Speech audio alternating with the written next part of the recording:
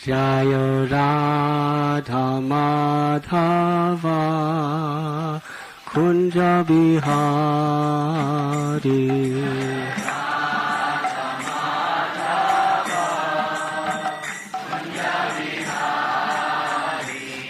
Jaya Radha Madhava Kunja Bihari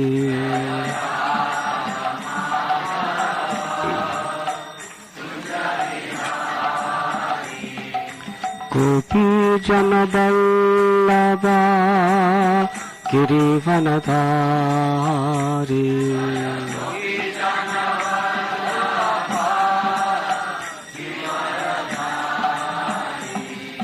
Gopi Jana Vallabha Girivanadhari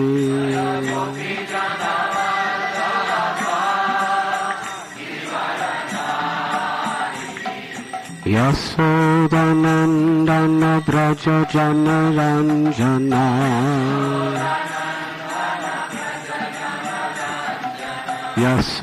Yasodanandana Braja Jana Ranjana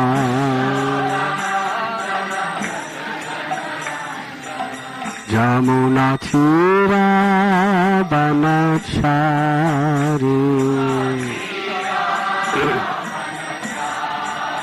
Jamuna Tira Banachari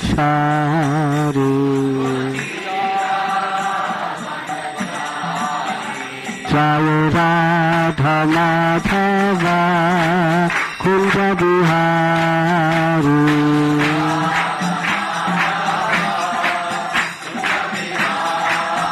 Jaya Radha Madhava Kunja Bihari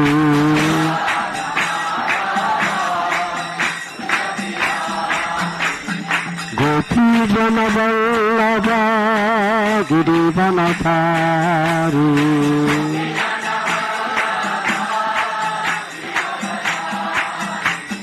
Gopi Jana Vallabha Girivanadhari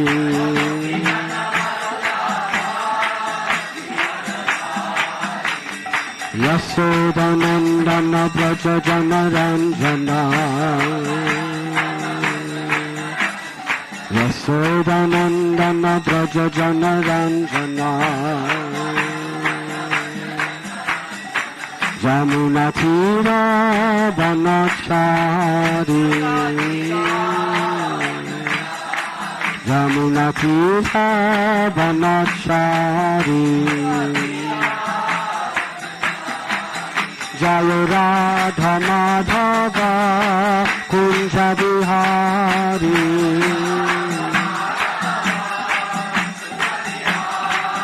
Jaya Radha Madhava Kunja Bihari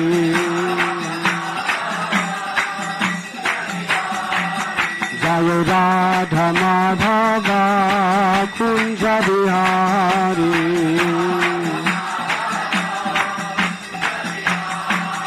Jaya Gopi Jana Vallabha Girivanadhari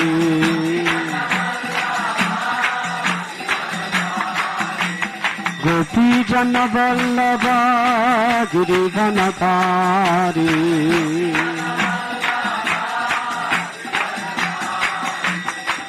Yasodanandana Braja Jana Ranjana Yasodanandana Braja Jana Ranjana Jamuna Tira Banachari Jamuna Tira Banachari Jaya Radha Madhava Kunja Bihari Jaya Radha Madhava Kunja Bihari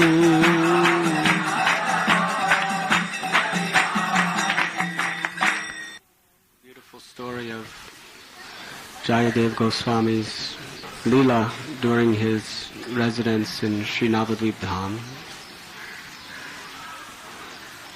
When this king of Nadia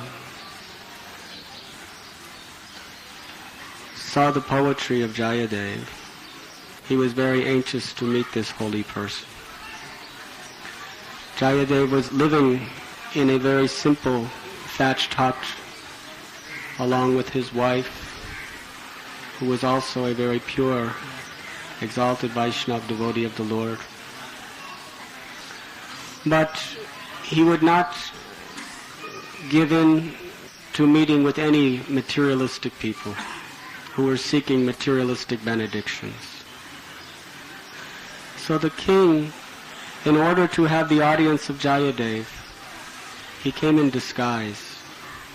He took off all of his royal robes and he put on the garb of a beggar. And in this attire he came to see Jayadev. This is very significant because even the greatest kings who have the greatest material opulences, they understand that those pure devotees of Lord Krishna, they have the real treasure, which is of real opulence. In comparison to all the riches of this world are insignificant. So the king became a beggar just to receive the blessings of this great devotee Jaydev Goswami. Jayadev was living in utter poverty by his own free will. But yet the most wealthy man, the most powerful man, was longing, willing to give up everything to achieve what Jayadev had, and that is Krishna consciousness.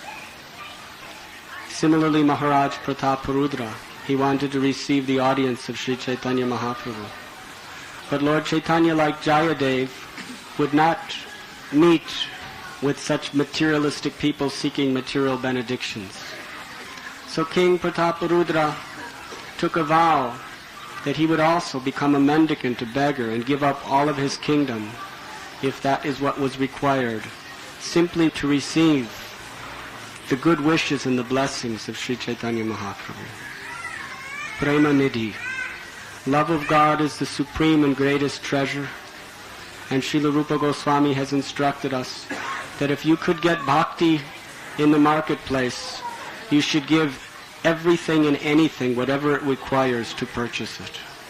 Because there is no greater treasure that can satisfy the eternal longings of the soul than bhakti. And as we perceive in this story, the king understood that we can only receive the treasure of bhakti from those great devotees who are within their hearts surrendered to the lotus feet of Sri Krishna. Chaitanya Mahaprabhu explained that you cannot attain bhakti, you cannot understand the true goal of life through reading all the scriptures in the world, through performing unlimited penances and austerities, through millions of chantings of the holy names of the Lord. We can only achieve bhakti and understand the real goal of life through the grace, the divine grace of those Vaishnava devotees who have surrendered everything. The conclusions of all the scriptures are exclusively within the treasure of their hearts. And through their instructions, we can understand and realize the perfection of life. And that instruction is to always keep the association of devotees, to humbly serve the Lord, and to chant His holy names. Hare Krishna, Krishna Krishna, Hare Hare, Hare Ram, Ram Hare Hare. Jaydev Goswami was so glorious, so exalted. Sri Chaitanya Mahaprabhu, according to Bhaktivinoda Thakur, personally appeared to him. Several generations before the Lord appeared to the rest of the world, he appeared to Jaydev Goswami and explained to him that your writings are so full of devotion that I myself will enjoy them in the most intimate moments of my Leela. And as he explained, when he came to this world in the Gambhira amongst Swarup Damodar Goswami, Ramananda Rai, he especially found great ecstatic pleasure in hearing the beautiful poems, Gita Govinda by Jaydev Goswami, Vidyapati, and Chandidas. So how exalted this devotee, that the Supreme Personality of Godhead himself constantly listens to the expressions of his love in the form of his wonderful writings. Of course, as Srila Jayadvaita Maharaj explained, that these subject matters are so confidential and so advanced that unless one is completely freed from the temptations of material desires and situated on a very high stage of pure devotion, one cannot truly appreciate or understand the subject matter. I remember once I was giving a lecture at the Kentucky State Penitentiary. There was a conference where different scholars were there. So after the lecture, one of the scholars came up to me. He was an American man who got his PhD at Banaras Hindu University. And his PhD was on the poems of Jaydev Goswami. So he came up to me and he said, "Why you worship Krishna?" He said, "Of all the gods, of all the religions, why you chose Krishna? Krishna is immoral." He said Krishna was with Radharani in the bushes, the kunjas of Vrindavan. But he wasn't even married to her. He was quite a lusty boy. He said, "Why not Ram? Why not Narayan? Why not Jehovah? Why Allah? Why Krishna? I cannot understand." He said, "I am authority on Krishna. I have my PhD in the Gita Govinda of Jaydev Goswami."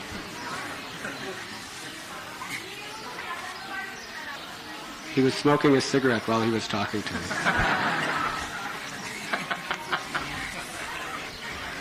And while he was talking, his wife was telling him, "Come, we have to go."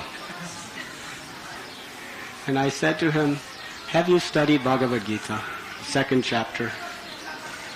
Dehinosmin yata dehe komaram yovanam jara tata dehantara prapti dhirastatra namuyate najayate mriyate vaka." Have you realized these slokas, that you are not this material body? He said, "If I go to a college to study PhD before I even go to first standard, first grade, will I understand the PhD work?" I said, "That is what you have done." He said, "You should forget everything you learned in Gita Govinda and you should go back to the second chapter of Bhagavad Gita and study for the rest of your life."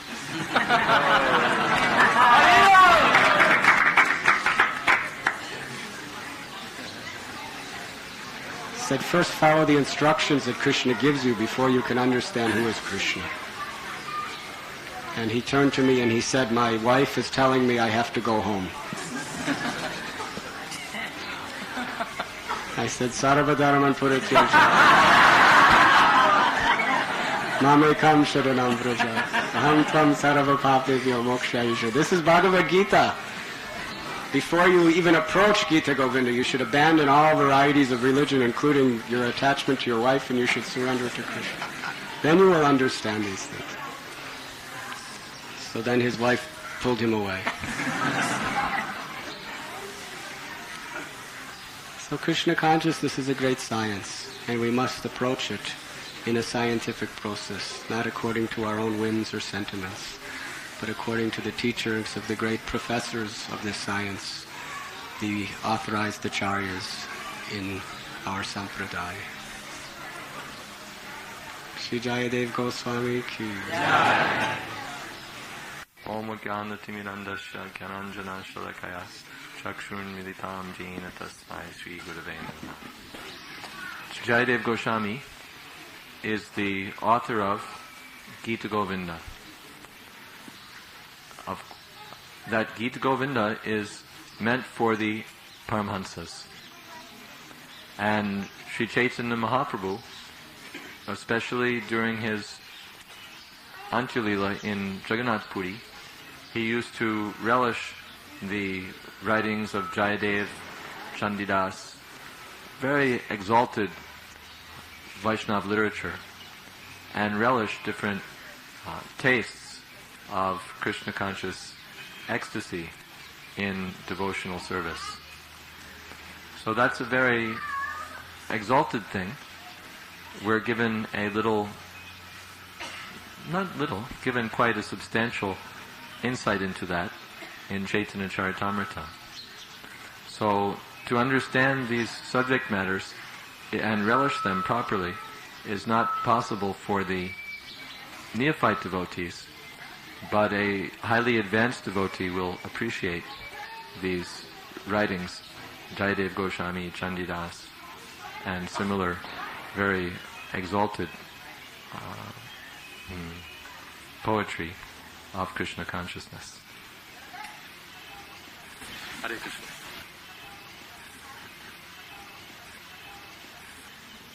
Jaydev Goswami at first lived in Sri Mayapur Dham at Mamgachi, and he was famous for his devotion to Lord Krishna. So once the king of Navadvip wanted to meet him, but he didn't want to meet the king because he didn't want to associate with a materialistic person. Anyway, the king insisted, and Jaydev Goswami finally said that I'm going to leave here, because I don't want to be disturbed by materialistic persons. Then the king profusely apologized, and he told Jayadev that you can have any place in my kingdom, whatever place is best, and I will never come to meet you again or try to meet you again without your permission. So the best place in Navadvip at the time was